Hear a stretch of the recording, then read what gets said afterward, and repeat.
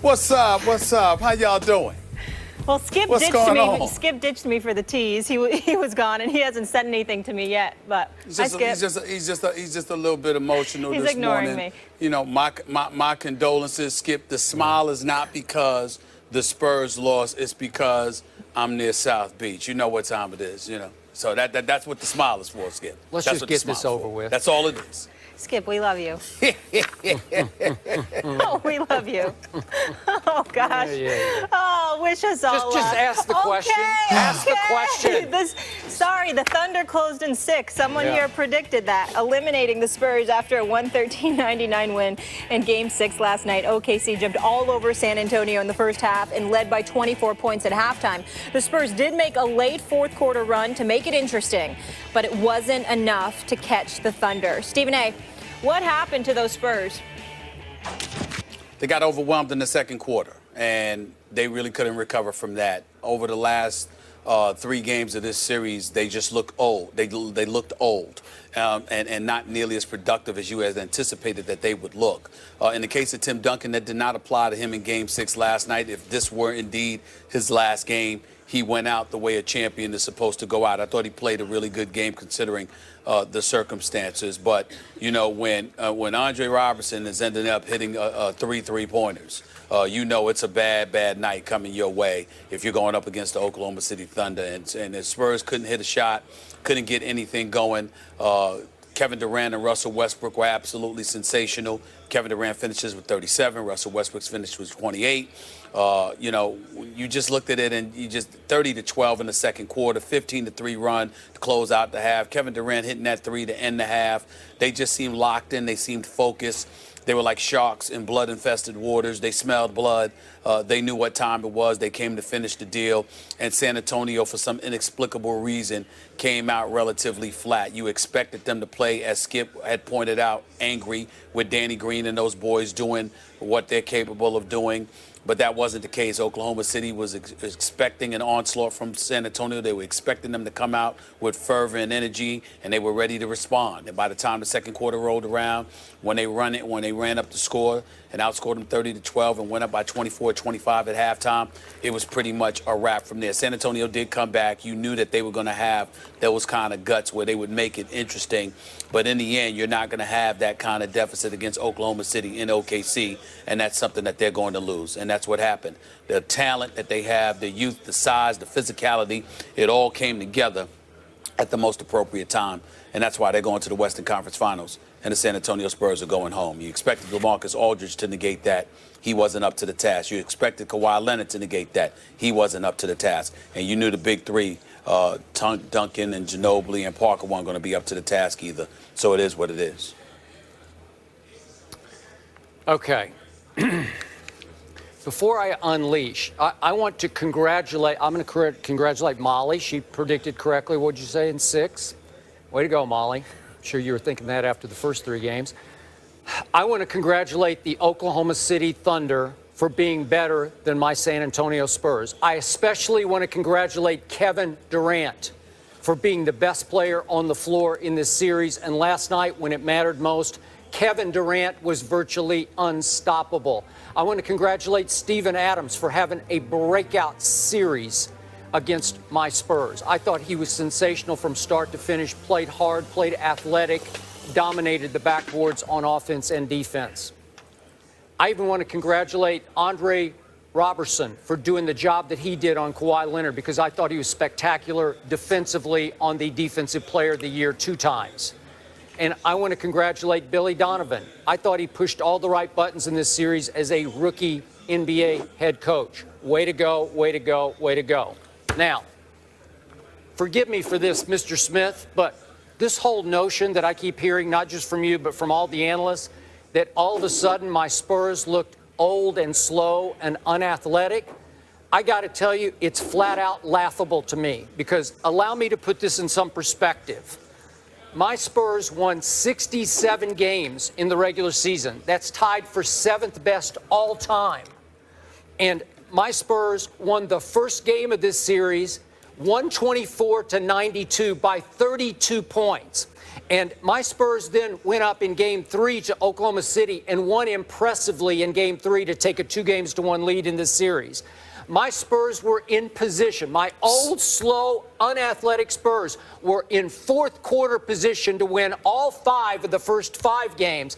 And the NBA itself admitted that it blew 2 calls in the final minute of the pivotal Game 5 in San Antonio that helped cost my Spurs that game and helped cancel out 2 late, humongous Oklahoma City right on schedule turnovers, one by Russell Westbrook and one by Kevin Durant. And I want to remind everyone, for perspective, going into last night's game, that my old, slow, unathletic San Antonio Spurs opened as a 2.5-point favorite to win Game 6 at Oklahoma City. And I also want to keep it in perspective. To your point, Mr. Smith, about the start of last night's game, I'm not going to say they came out and played angry, but I saw Spurs. I saw vintage San Antonio Spurs for the first 8 minutes of that game. They led 19-13. They were locked in, and I thought they were pretty much in control of that game. 19-13 with 4 minutes left in the first quarter. Now, to your point, from that point through the second quarter until halftime, so that's 4 minutes plus 12 minutes. For the next 16 minutes, trust me on this. You'll say it's hyperbole, but it's not. It was the sorriest, saddest stretch in Spurs playoff history. And I should know, I have been a diehard Spurs fan since the George Gervin era, long before my city, Oklahoma City, even thought about having a professional basketball team, an NBA team.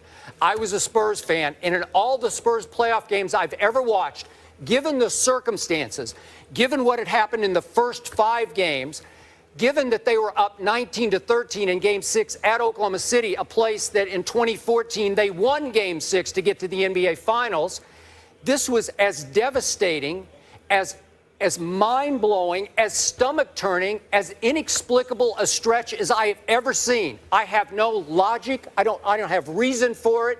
I couldn't sleep because I couldn't figure it out.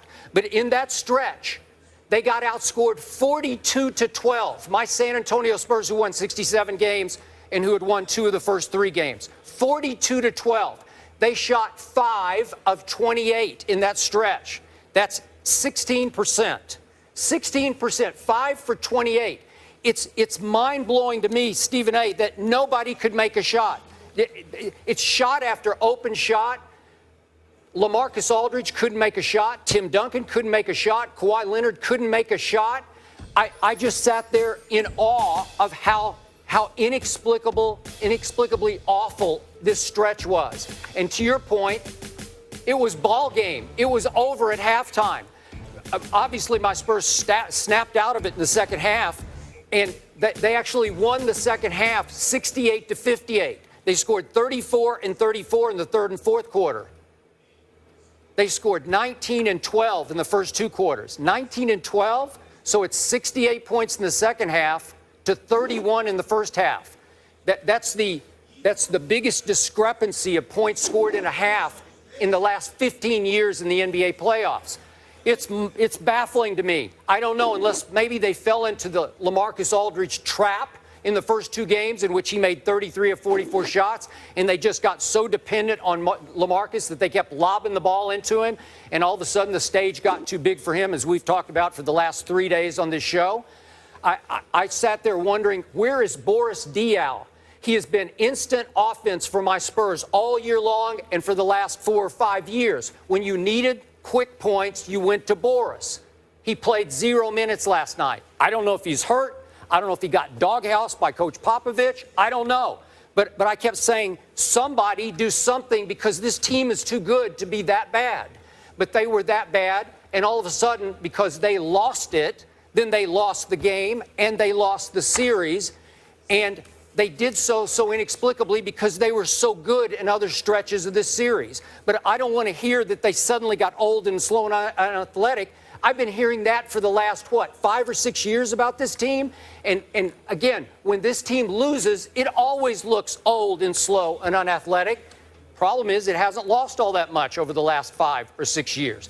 It looked bad last night, but I don't think it's because of age and attrition. We're going to talk about it later, but I won't be surprised if Tim Duncan and Manu Ginobili come back next year because, truthfully, big picture, they both had very good years. You can say they didn't have great playoffs. Duncan, as you point out, was very good last night by his playoff standards. But again, that stretch did in my San Antonio Spurs in ways that I have never, ever seen before from this franchise in this kind of moment. Well, let me say this to you respectfully. I don't believe you. And I will tell you why by giving you specific dates. May 25th, 2001. And then 2 days later, May 27th, 2001. It was the second of the three-peat for the Los Angeles Lakers with Shaquille O'Neal and Kobe Bryant and them. If you recall, that was a night, I believe it was a Friday night, where the Los Angeles Lakers ran the San Antonio Spurs out of the Staples Center.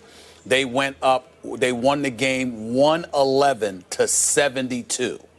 And Jack Nicholson was literally looking at the camera with the choke sign, "Take their heart, take their heart." And Tim Duncan was sitting on the bench looking like he was about to cry with Greg Popovich patting him on the shoulders. I believe that run was far more profound than what we saw last night, because in games 3 and 4 of that series, the Lakers won 111-72 and then followed it up with the 4-game sweep, winning 111-82. I think when you talk about you've never seen the Spurs that as bad as you saw them through that 16-minute stretch last night, I would beg to differ. Can I respond? Said all of that, may I respond? Sure. I was at that game and covered that series. Completely different than what we saw last night. How? Those Spurs had no chance against those Lakers. And I've told you before, that stretch by Shaquille O'Neal was the most dominating single-player stretch I've ever witnessed in the history of basketball. That's just me. He was invincible. He was unstoppable. Neither David Robinson nor Tim Duncan, or the combination thereof, could begin to deal with Shaquille O'Neal and to a certain extent, Kobe Bryant, obviously, is the 1-2 punch.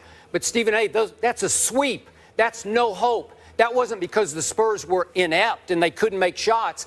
They had no chance against that team. It was a mismatch. This clearly was no mismatch because we'd seen 5 games already that the Spurs were in position in the fourth quarter to win. They were good enough to do this. This wasn't about the Thunder. That's a fair dichotomy. Okay. That's fair. Fine enough. That's fair. Okay. But I think what you're missing, I think what you're also missing is that, Skip, nobody's being disrespectful to the San Antonio Spurs. And you are right in terms of saying, folks have counted them out before. But why did we count them out before? When we looked at the San Antonio Spurs and you wondered how much Tim Duncan had left, okay, you contemplated whether or not he was going to retire. You wondered at time because Manu Ginobili was hurt a few years ago. He wasn't 100% when he went up against the Heat and what have you. You wondered about his future as well. And then those were the things that prompted the questions. But you didn't have that extra dust on the birth certificate. And a lot of times, I remember Kobe said this to me. Kobe came into this season possibly entertaining playing 2 additional years, Skip. Literally possibly entertaining playing 2 additional years. And he went out there, Skip, one night and said, damn, it's gone. I don't have it anymore. And so what happens is that it's not always a gradual regression that takes place. Sometimes you literally wake up and it's like it's over. What I was and what I could do, I can't do it anymore. And I think that when you look at the Spurs from Game 3 and how slowly but surely, methodically speaking, the regression appeared to take place as Oklahoma City's youth and enthusiasm and physicality ultimately was taking over and dictating this series. I think that's what you have to pay attention to here. So certainly Tim Duncan can make a contribution and Manu Ginobili can make a contribution, et cetera, et cetera. But I also think it's also piggybacking off of what we saw from Kobe. How many times did you sit right there in that chair, Skip, literally sad to the point where it was breaking your heart to watch Kobe, because the guy that you once knew was no more? And I'm saying it came, bam, it's here. It has arrived. It looked Like that is what happened to the San Antonio Spurs as this season waned. Not in terms of their ability, not in terms of their willingness and their ability to play together, but it was just something so flagrantly missing from their legs, their youth, their energy, their vibrancy. It wasn't something that was sustainable over the course of 48 minutes through the games. And I think that's what people are looking at when they're saying, damn, this very well could be it. Tim Duncan, last night, Skip, you know this better than most. That was all heart, man. That was the heart of a champion. Coming out and saying, I'm not going out like this. 0-point game, 2-point game, 1 field goal, et cetera, et cetera. This is the brink of elimination. I'm not having this. That's what that was. That is what that was. That was something special that the rare ones can pull out of their hat. But that's what it is. Okay, I've told you now for 2 weeks. Tim Duncan back, it was late January, and then it sort of bled into February. He hurt his good knee. He's had one bad knee that he's been able to work around and play at a high level. I don't know, because they are pretty closed-mouthed, tight-lipped about this. I'm not sure how bad it was. I'm going to guess he needs some sort of surgery on his quote-unquote good knee. And he missed 8 games and tried to come back and played okay down the stretch of the season. But clearly, he lost it offensively, where he had no more spring at all to the basket, where he became a liability going to the basket. You could almost dare him to go to the basket, and he couldn't. I agree with you. On guts and guile and sheer will, heart of a champion, he scored 19 points last night. My disappointment was, and I also told you this, Tony Parker of the Big Three is still young enough to be a contributor. And obviously, it's a point guard-driven game now with Russell Westbrook and Steph Curry. And, it's just the way the game is played. It's been turned upside down. There were times 2, 3, 4 years ago, I thought Tony Parker was the best point guard. At the end of Game 4 in Oklahoma City, if you'll recall, Tony Parker had a collision in the lane and went down, and it looked like he had hurt himself badly. It looked like he turned his ankle or something was wrong with his lower leg, and he limped back up court but finished the game, and then he kept playing through the series, and he lost his burst. The problem last night to me was he couldn't get in the lane at all on anybody. Whoever guarded him could keep him out of the lane. And you know what happens when you can't get in the lane, because Durant and Westbrook were just getting in the lane at will last night on my Spurs, and it creates havoc. You can't stop it because everybody else gets open from it. Tony Parker could not create open shots off his dribble. It cost him, obviously, at the end of Game 5 when he had 2 big chances to win the game and wound up with a late, rushed, indecisive jump shot that didn't even sniff the rim or sniff going into the basket, obviously. And in this case, last night, he became a liability more than Ginobili and Duncan did. I will give you that. I'll also give you, I've raved all year about Jonathan Simmons being a young, stud, athletic, explosive player. This is Pop. This is your issue with him. He's going to ride the veterans home, the guys who got him there. He's going to dance with who brung him. And in this case, Jonathan Simmons didn't dress for this series. So he's just saying he's a kid, he doesn't know how to play, and maybe he would have helped last night. I don't know. But that stretch, when I'm looking at what happened in that stretch where they went cold, David West 0 for 3, LaMarcus 1 for 4, Kawhi 1 for 5, Tim Duncan 0 for 4. You're going to lose, man. At Oklahoma City, they're going to go crazy, and they did go crazy because you're right. They smelled your blood. They started getting out off your misses on the break, and it's over in front of that crowd in that building. Well, let's also keep in mind that LaMarcus Aldridge was supposed to be the quintessential successor to Tim Duncan. And even though he ultimately finished with a few points, he had about 18 points. Yeah. The bottom line is clear. You expect more from him. In a game of that magnitude, it's not enough to be good. It's not enough to be decent. You need to be a star. LaMarcus Aldridge, 6'11". LaMarcus Aldridge shot 9 of 18 from the field, 18 points, decent numbers. Here's the problem. He did not get to the free throw line one time. Nope. At no time did he put himself in a position to stop the bleeding. That's something Tim Duncan would have done. That's what LaMarcus Aldridge has to work on. I agree. All right, let's leave it there. Now it's on to the next one for those Thunder. Now, they weren't able to defend Steph Curry in the regular season. Will they be able to do it in the conference finals? That's the question when we come back. First Take, just getting started.